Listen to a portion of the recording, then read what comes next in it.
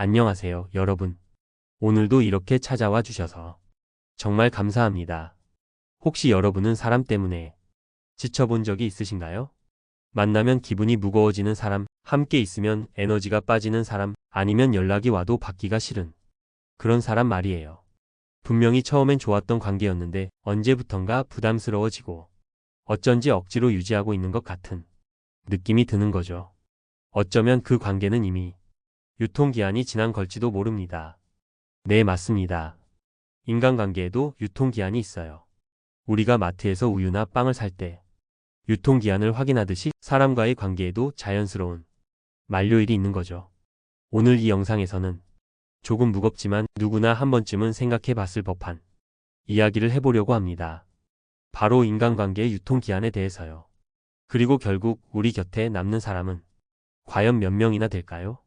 이런 깊은 이야기들이 도움이 되신다면 구독 버튼과 좋아요도 눌러주세요. 여러분의 작은 관심이 더 좋은 콘텐츠를 만드는 원동력이 됩니다. 인간관계의 진실. 얼마 전에 한 수학 강사분이 하신 말씀이 정말 인상 깊었어요. 평생 가져가는 인간관계는 많아야 3명에서 4명이다. 처음 들었을 때는 너무 쓸쓸하게 느껴졌어요. 고작 3명? 4명? 하지만 곰곰 생각해보니 이게 정말 현실적인 이야기더라고요. 실제로 심리학에서는 덤바의 숫자라는 이론이 있습니다. 영국의 인류학자 로빈 덤바가 제시한 건데요. 인간이 안정적으로 유지할 수 있는 사회적 관계의 수에는 한계가 있다는 거예요.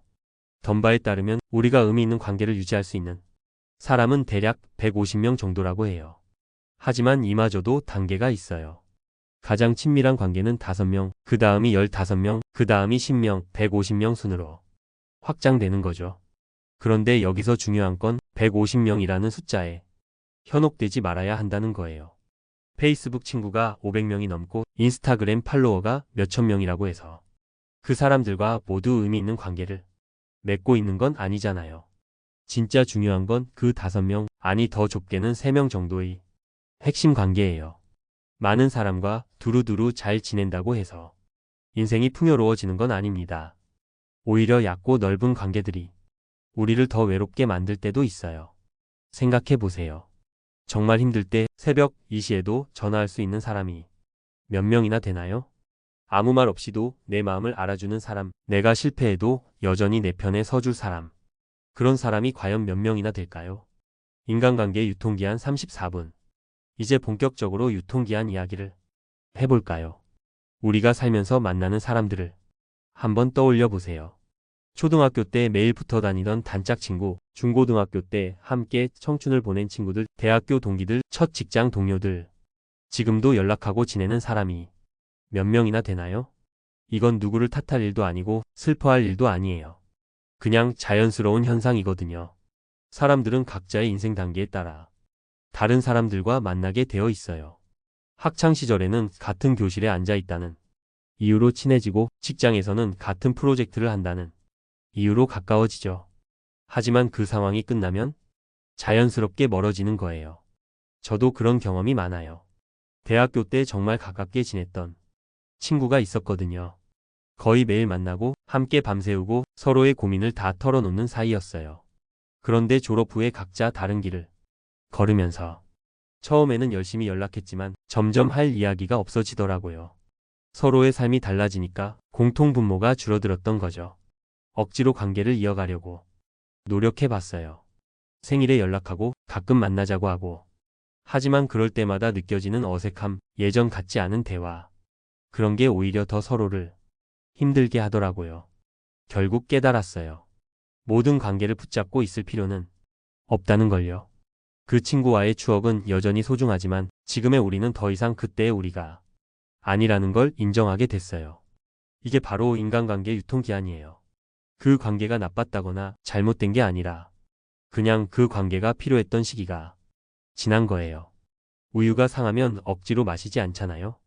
관계도 마찬가지예요. 유통기한이 지난 관계를 억지로 유지하려고 하면 오히려 서로에게 상처만 주게 돼요.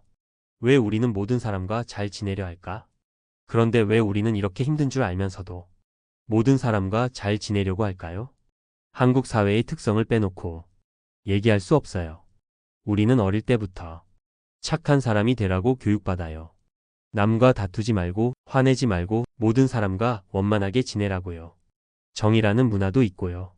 한번 인연을 맺으면 끝까지 가야 한다는 관계를 끊는 것을 차갑다고 여기는 분위기 말이에요. 그리고 체면도 있죠. 제가 나를 어떻게 생각할까? 내가 먼저 연락 안 하면 이기적인 사람으로 보일까? 이런 걱정들이요. 특히 직장에서는 더 심해요. 같이 일해야 하니까 싫어도 웃어야 하고 피곤해도 참석해야 하고 그러다 보면 자기 자신은 점점 없어져요. 내가 진짜 원하는 게 뭔지, 내가 진짜 좋아하는 사람이 누군지 그런 것들을 잊게 되죠. 좋은 사람이라는 이미지를 유지하기 위해서 스스로를 속이고 괴롭히는 거예요. 혹시 지금 고개를 끄덕이고 계신가요? 맞아, 나도 그래 하면서요? 괜찮아요. 우리 모두 그래요. 하지만 이제는 조금 다르게 생각해 봐야 할 때인 것 같아요. 모든 사람에게 좋은 사람이 되려고 노력하다 보면 정작 나에게는 가장 나쁜 사람이 되어버려요. 내 에너지는 고갈되고 내 시간은 낭비되고 내 마음은 지쳐버리죠. 관계를 정리하는 용기 34분. 그렇다면 이제 어떻게 해야 할까요? 스트레스를 주는 관계는 리셋하세요. 이게 오늘 제가 가장 전하고 싶은 메시지예요. 물론 쉽지 않죠. 특히 한국 사회에서는 관계를 정리한다는 게 마치 나쁜 사람이 되는 것 같은 기분이 들거든요. 하지만 생각해 보세요.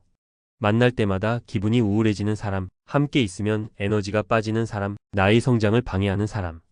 이런 사람들과의 관계를 계속 유지하는 게 정말 맞는 걸까요?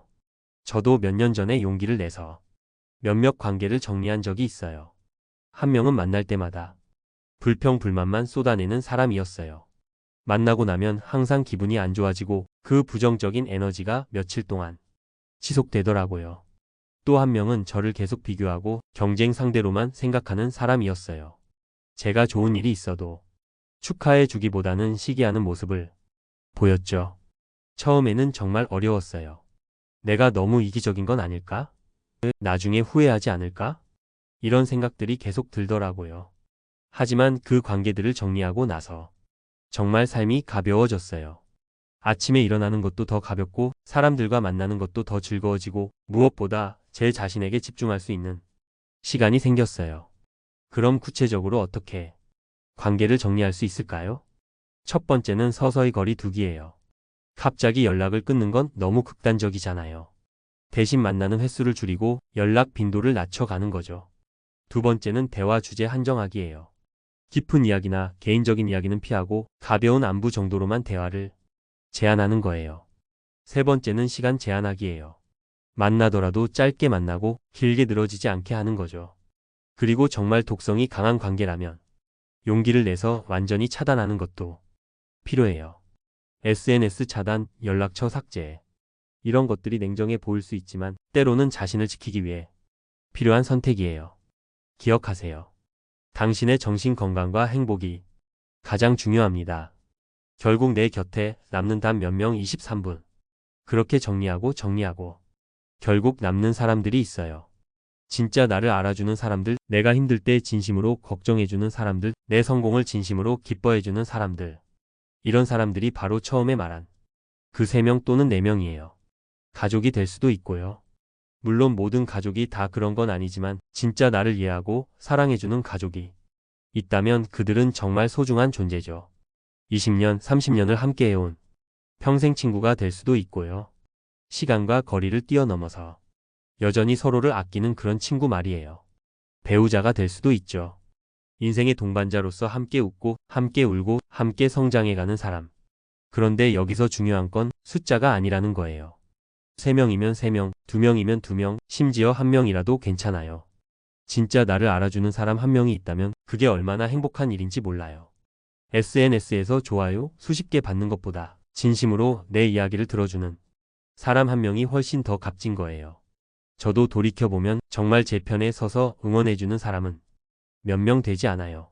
하지만 그 몇 명이 있어서 제가 지금까지 올 수 있었고 어려운 일이 있을 때도 포기하지 않을 수 있었어요. 그래서 지금은 그 소수의 사람들을 더 소중히 여기려고 노력해요.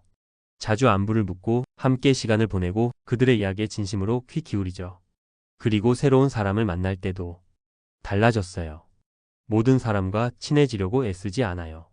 대신 정말 마음이 맞는 사람, 서로에게 도움이 되는 사람과만 깊은 관계를 만들어 가려고 해요. 마무리 엔드 여운. 오늘 긴 이야기 들어주셔서 정말 감사합니다. 다시 한번 정리해보면 이래요. 인간관계는 결국 3명, 많아야 4명 정도만 평생을 함께 갈 수 있어요. 유통기한이 지난 관계는 용기를 내서 리셋하세요. 모든 사람과 잘 지내려고 노력하지 마시고 정말 소중한 몇 명에게 집중하세요. 혹시 지금 여러분 마음속에 떠오르는 사람이 있나요? 아, 이 사람은 정말 소중한 사람이구나 하는 그런 사람 말이에요. 그런 사람이 떠오른다면 그분이 바로 여러분의 평생 인연일 거예요. 오늘 이 영상이 여러분의 인간관계를 돌아보는 시간이 되었기를 바라요. 그리고 정말 소중한 사람들과는 더 깊은 관계를 만들어 가시고 에너지를 빼앗는 관계들은 용기 있게 정리해 나가시길 바라며, 이런 진솔한 이야기가 도움이 되셨다면 구독과 좋아요, 알림 설정까지 부탁드려요. 여러분의 작은 관심 하나하나가 더 좋은 콘텐츠를 만드는 힘이 됩니다. 그리고 댓글로 이야기해 주세요. 여러분은 지금 누구와 평생을 함께하고 싶으신가요? 어떤 사람이 여러분의 진짜 인연인 것 같나요? 오늘도 끝까지 함께해 주셔서 감사하고요. 다음 영상에서 또 만나요. 여러분 모두 따뜻하고 의미 있는 하루 보내세요.